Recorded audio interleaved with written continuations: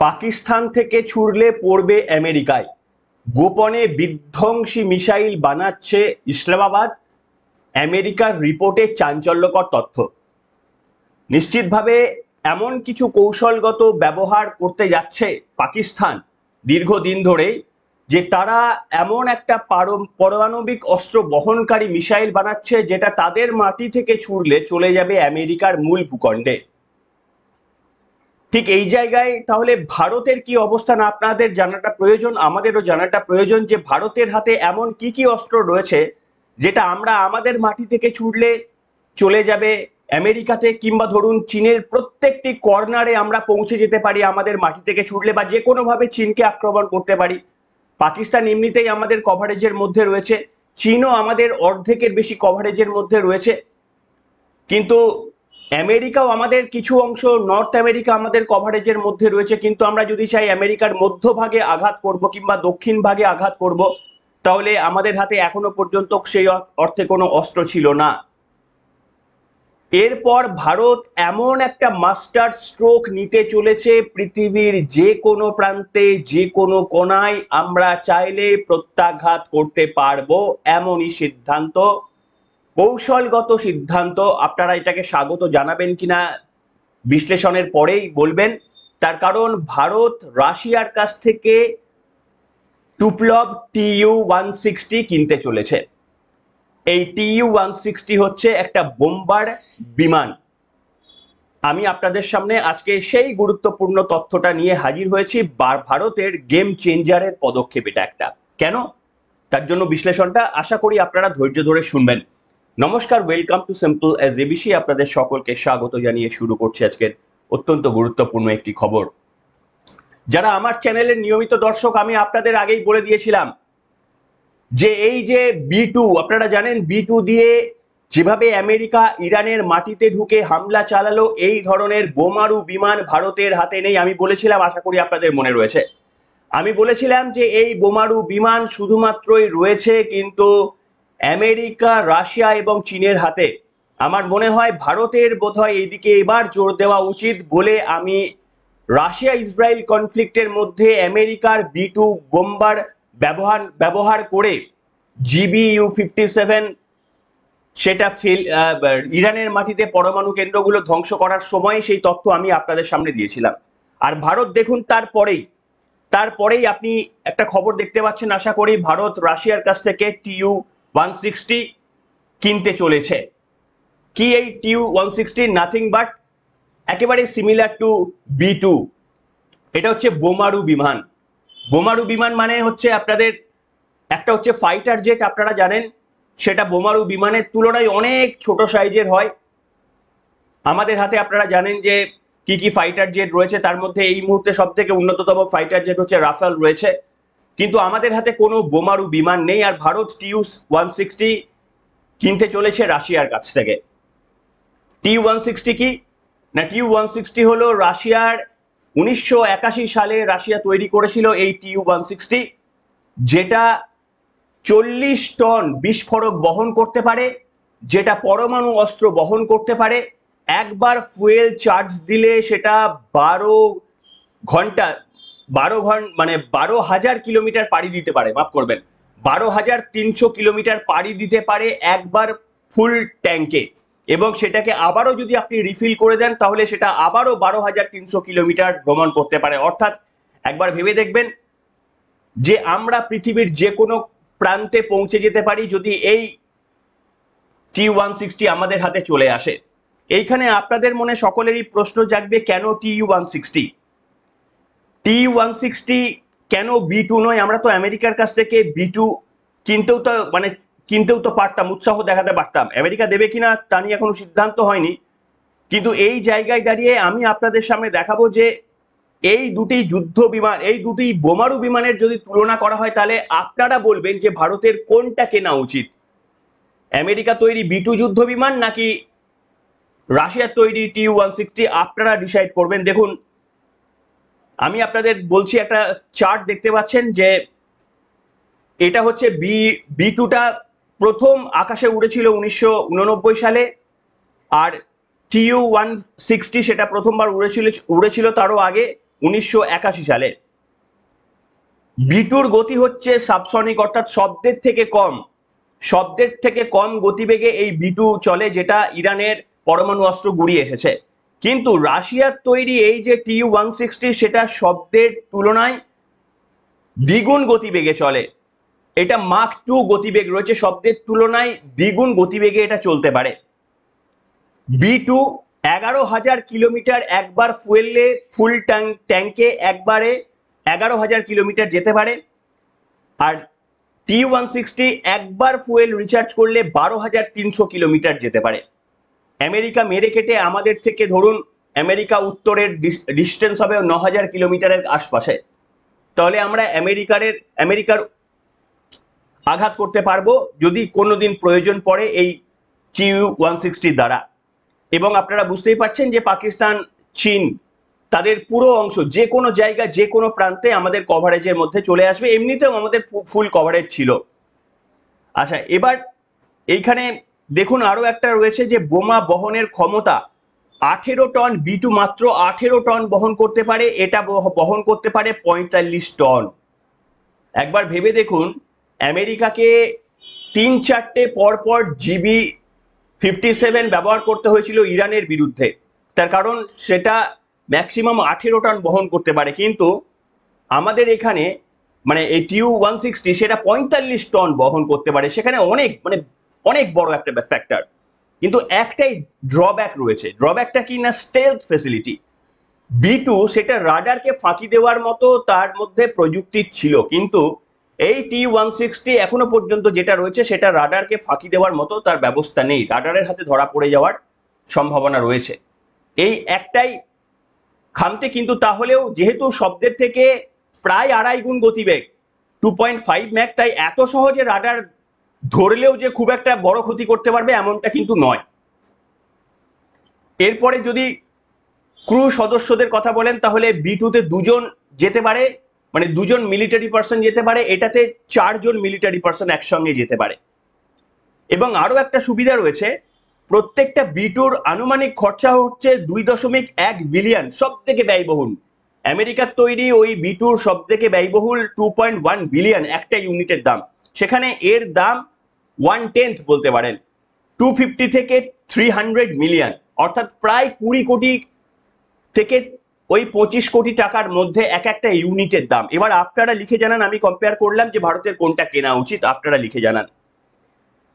আচ্ছা, আপনারা কি জানেন যে ভারতের হাতে এই মুহূর্তে যে সমস্ত অস্ত্রগুলো রয়েছে সেই অস্ত্রগুলো ঠিক কতটা পর্যন্ত আঘাত হানতে পারে?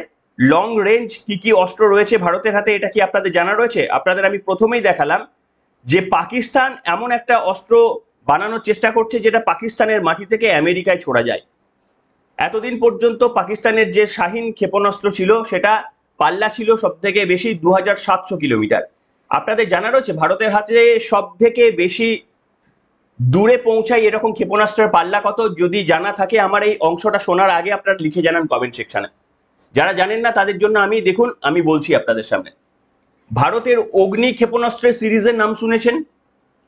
এই অগ্নি ক্ষেপণাস্ত্র আমাদের হাতে যেটা রয়ে গিয়েছে সেই ভার্সনটা আমি ভুলে গেছি, সেই অগ্নি ক্ষেপণাস্ত্রের সর্বাধুনিক ভার্সনটা 5,000 থেকে 6,000 কিলোমিটার তার রেঞ্জ রয়েছে, 5 থেকে 6,000 কিলোমিটার। এবং অনেকে বলে তার রেঞ্জ আরো একটু বেশি। অনেকেই বলেন যে এই অগ্নি ক্ষেপণাস্ত্র যেটা লেটেস্ট ভার্সন সেটা মানে ব্যবহার করে আমরা চীন, পাকিস্তান ছেড়ে দিন এবং ইউরোপের কিছু কিছু অংশ, সেগুলো আমাদের সবগুলোই কিন্তু আয়ত্তের মধ্যে চলে এসেছে।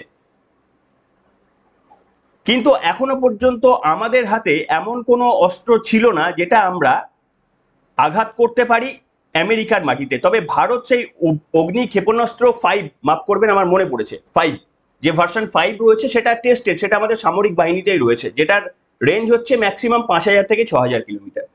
ভারত একটা অগ্নি ক্ষেপণাস্ত্র 6 বানাতে চলেছে, এটা এখনো আন্ডার ডেভেলপমেন্ট। এটার রেঞ্জ হচ্ছে 10,000 থেকে 12,000 কিলোমিটার, অর্থাৎ এটা উত্তর আমেরিকার একটা বড় অংশ, আমেরিকার মানে মধ্যভাগের কিছুটা আগে এটাকে আক্রমণ করতে পারবে। ভারতও কিন্তু অলরেডি এই প্রোগ্রামটা নিয়ে নিয়েছে, দীর্ঘদিন ধরে ভারত বানাচ্ছে। এছাড়া ভারতের হাতে কি অপশন রয়েছে? ভারত একটা K-15 একটা সাবমেরিন বানাচ্ছে, K-15, এটাও আন্ডার ডেভেলপমেন্ট, DRDO বানাচ্ছে।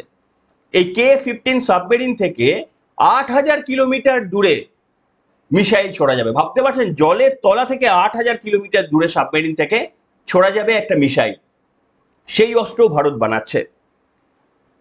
এবং এছাড়াও ভারতের হাতে তো রাফাল, সুখোই এই সমস্ত যুদ্ধ বিমানগুলো রয়েছে, যেগুলো আপনারা দেখেছেন মূলত সার্জিক্যাল স্ট্রাইক ধরনের কোনো স্ট্রাইক করার জন্য এই ধরনের যুদ্ধ বিমানগুলো ব্যবহার করা হয়। কিন্তু যখন কোনো কার্পেট বম্বিং এর মতো সিনারিও আসবে, কার্পেট বম্বিং মানে কি, যে একটা একটা পার্টিকুলার অঞ্চলে আমাকে বোম করতে হবে কোনো একটা কারণের জন্য। তার কারণ আমি জানি যে ধরুন ওখানে 15টা বাড়িতে জঙ্গিরা লুকিয়ে রয়েছে বা 100টা বাড়িতে জঙ্গিরা লুকিয়ে রয়েছে, তাহলে আমাকে কার্পেট বম্বিং করতে হবে। সেই কার্পেট বম্বিং করতে গেলে আপনি একটা রাফাল দিয়ে করতে পারবেন না, আপনি 2টো বা 3টে রাফাল দিয়েও সবগুলো নিশ্চিত করতে পারবেন না। আপনাকে এই ধরনের বোমারু বিমানের প্রয়োজন, যে বোমারু বিমান থেকে আপনি একসঙ্গে অনেকগুলো আপনি ব্রহ্মোস ক্যারি করতে পারবেন।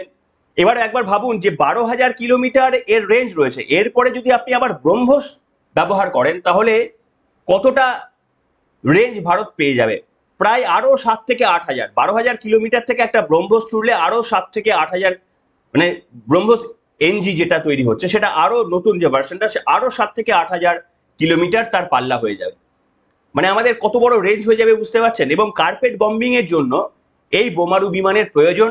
বিশেষ করে ধরুন এই পাহাড়ের তলায় যদি গচ্ছিত কিছু থাকে সেগুলোকে ধ্বংস করার জন্য আমাদের এই ধরনের বোমারু বিমানের প্রয়োজন।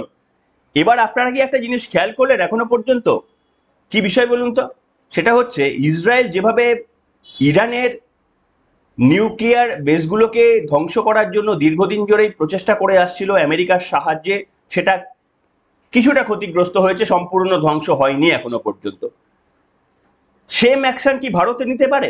এমনিতেই কিরনা হিলে ভারত ব্রহ্মোস অ্যাটাকের ফলে যথেষ্টই ক্ষতিগ্রস্ত হয়েছে, কিন্তু পরমাণু অস্ত্রগুলো সম্পূর্ণরূপে আমরা বিপর্যয় করতে পারিনি। এবার একবার ভেবে দেখুন, এই যে TU-160 যদি আমাদের হাতে চলে আসে, তাহলে পাকিস্তানের এর পরবর্তীকালে যদি আমাদের কোনো সময় যুদ্ধ লাগে, তাহলে পাকিস্তানের যে যে অঞ্চলে নিউক্লিয়ার বোমগুলো সুরক্ষিত অবস্থায় রেখে দেওয়া হয়েছে মাটির তলাতে বা পাহাড়ের তলাতে, ওই ইরানের মতো স্ট্র্যাটেজি করে, তাহলে বুঝতে পারছেন যে আমরা এই TU-160 নিয়ে গিয়ে 45 টনের যদি কোনো বিস্ফোরক সেখানে ফেলি, মানে একটা বিরাট অঞ্চলই উড়ে যাবে।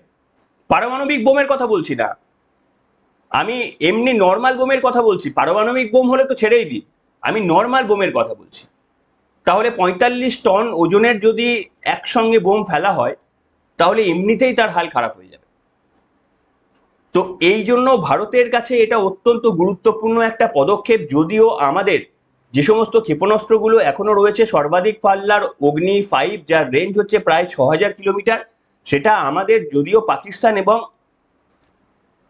চীনের পুরো অংশটা আমাদের আয়ত্তের মধ্যে রয়েছে, কিন্তু একটা অগ্নি ক্ষেপণাস্ত্র প্রয়োগ করে আপনি কত টনের বহন করতে পারবেন? 45 টন নয়, তার থেকে অনেক কম। অর্থাৎ আপনাকে 45 টনে যদি অগ্নি ক্ষেপণাস্ত্র দিয়ে আঘাত করতে হয়, তাহলে আপনাকে 45 টনের সম্ভবত 10টা অগ্নি ক্ষেপণাস্ত্র আপনাকে নিক্ষেপ করতে হবে। কিন্তু এই TU-160 নিয়ে গেলে ওই 10টা অগ্নি ক্ষেপণাস্ত্রের জায়গায় একটা TU-160 নিয়ে গিয়ে বোম্বিং করলেই পুরো একেবারে জায়গাটা উড়ে যাবে। শুধুমাত্র আমার মনে হয় এখানে গুরুত্বপূর্ণ বিষয় হতে চলেছে যে রাশিয়া আমাদের প্রযুক্তি হস্তান্তর করবে কিনা। তার কারণ প্রযুক্তি হস্তান্তর করলে আমরা ওই TU-160 থেকে আমাদের ব্রহ্মস বা আমাদের হাতে যে সমস্ত মিসাইলগুলো রয়েছে সেগুলো আমরা ব্যবহার করতে পারবো। এইখানটা ইম্পর্টেন্ট, যে কোন চুক্তিতে ভারত রাশিয়ার থেকে কিনছে সেটা এখনো পর্যন্ত পরিষ্কার হয়নি, ইনিশিয়াল পর্যায়ে রয়েছে। তবে আপনারা ভারতের নাগরিক হয়ে যদি দাবি তোলেন, যদি সেই দাবি আমাদের সরকারের কানে গিয়ে পৌঁছয়, যদি সরকার মনে করে যে আমাদের এই ইরান ইসরায়েলের যুদ্ধ থেকে আমেরিকার এই ভূমিকা দেখে আমাদের কেনাটা প্রয়োজন, তাহলে নিশ্চিতভাবে আগামী দিনে সিদ্ধান্ত নেবে। কিন্তু প্রথম আর্জটা আসতে হবে আপনার আমার কাছ থেকে। আমি আপনাদের সামনে বলেছিলাম, আশা করি আপনাদের মনে রয়েছে, যে ভারতের এই ক্যাপাবিলিটি নেই, ভারতের হাতে কোনো বোমারু বিমান নেই। আমি বলেছিলাম আপনাদের এই জাস্ট 2 দিন আগে, আমাদের উচিত এই দিকটা চিন্তা ভাবনা করার, আমাদের সরকারের উচিত। আমি বলেছিলাম আপনাদের সামনে, যারা নিয়মিত দর্শক শুনেছিলেন, তার ঠিক 2 দিনের মাথায় দেখুন এই ধরনের একটা সিদ্ধান্ত আসছে।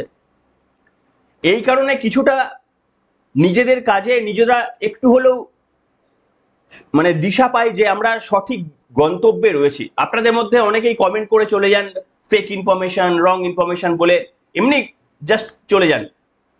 200 জন কমেন্ট করলে হয়তো একজন ইচ্ছা মতো একটা কমেন্ট করে চলে যান, কিন্তু ওই একটা কমেন্টও আমি দেখি, এবং দেখি বলে আপনারা মিলিয়ে দেখবেন যে আমি যেগুলো বলছি সেগুলো পরে হচ্ছে কিনা। আমি আপনাদের সামনে বলেছিলাম ইরানের পরমাণু কেন্দ্রগুলোতে হামলা করার আগে আমি আপনাদের সামনে বলেছিলাম যে কিভাবে হামলা হতে পারে। আমি আপনাদের সামনে বলেছিলাম ওই GB-57 দিয়েই হামলা হতে পারে, বাংকার বাস্টার দিয়ে হামলা হওয়ার একমাত্র সম্ভাবনা বলে আমি আপনাদের বলেছিলাম। কিভাবে বাংকার বাস্টার হামলা করে মাটির গভীরে ঢুকে, সেই ভিডিও আমি আপনাদের সামনে দেখিয়েছিলাম, তখনও হামলা হয়নি। কিন্তু তারপরে দেখুন ঠিক 1 থেকে 2 দিনের মাথায় ওই বাংকার বাস্টার দিয়ে হামলা হয়েছে, এবং সেইভাবেই হামলা হয়েছে। অর্থাৎ এটাই বলছি যে কোনো মন গড়া তথ্য আপনাদের সামনে প্রেজেন্ট করি না, এমন কিছু তথ্য প্রেজেন্ট করার চেষ্টা করি যেগুলো ওই মুহূর্তে দাঁড়িয়ে ভেরিফাই করাটা সম্ভব হয় না, কিন্তু হয়তো 2 দিন পরে সেগুলো এমনি ভেরিফাইড হয়ে যাবে। ধরুন এই যে বাংকার বাস্টার দিয়ে আমেরিকা যে আঘাত করবে, এটা আমি কি করে ভেরিফাই করবো? আমেরিকা কি আমাকে ফোন করে বলবে, ডোনাল্ড ট্রাম্প, যে আমরা বাংকার বাস্টার দিয়ে আঘাত করতে চলেছি? কিন্তু এটা হচ্ছে নিজের রিসার্চ, আমার রিসার্চ করে, আমার সমস্ত ক্যাপাবিলিটি দেখে আমেরিকার হাতে কি কি অস্ত্র রয়েছে সেই রিসার্চ করে আমি বলতে পেরেছিলাম যে বাংকার বাস্টারই একমাত্র অস্ত্র রয়েছে এই পরমাণু কেন্দ্রগুলোকে গুড়িয়ে দেওয়ার জন্য, এবং তারপরে মিলল। সব ক্ষেত্রে যে মিলবে এমনটা নয়, তার কারণ আমি ভাবলাম যে বাংকার বাস্টার দিয়ে আঘাত করবে, কিন্তু আমেরিকা ভাবছে যে না, তারা অন্য কোনো একটা অস্ত্র তাদের হাতে রয়েছে যেটা আমার জানা নেই। কিন্তু দেখবেন মোটামুটি যেগুলো বলি সেগুলো আপনি ফেলে দিতে পারবেন না। তাই আজকেও আমি আপনাদের সামনে বলে যে যেটা বলেছিলাম যে ভারতের কেনা উচিত, দেখুন 2 দিনের মধ্যে খবর আসছে। আমাদের এই প্রচেষ্টাকে যদি মনে করেন যে এগিয়ে নিয়ে যেতে হবে, তাহলে কোনো অর্থের সাহায্য তো চাইনি কখনো, শুধুমাত্র পাশে থাকার বার্তা যেভাবে আপনারা রয়েছেন, কিন্তু সেটার জন্য একটু অ্যাক্টিভলি আপনাদের কষ্ট করে লাইকের বাটনটা প্রেস করতে হবে, একটা কমেন্ট করতে হবে, কিংবা যদি পারেন এটাকে শেয়ার করলে তাহলে আমাদের রিচটা একটু বাড়ে। আমাদের রিচ বাড়া মানে এই যে যোগ্য চালানোর জন্য যে পরিমাণ খরচের আমাদের প্রয়োজন, সেটা যদি টানতে যতদিন পারবো ততদিনই খবর এগিয়ে নিয়ে যেতে পারবো। তাই আপনাদের সহযোগিতা একান্তই কাম্য। এখনকার মতো এখানে।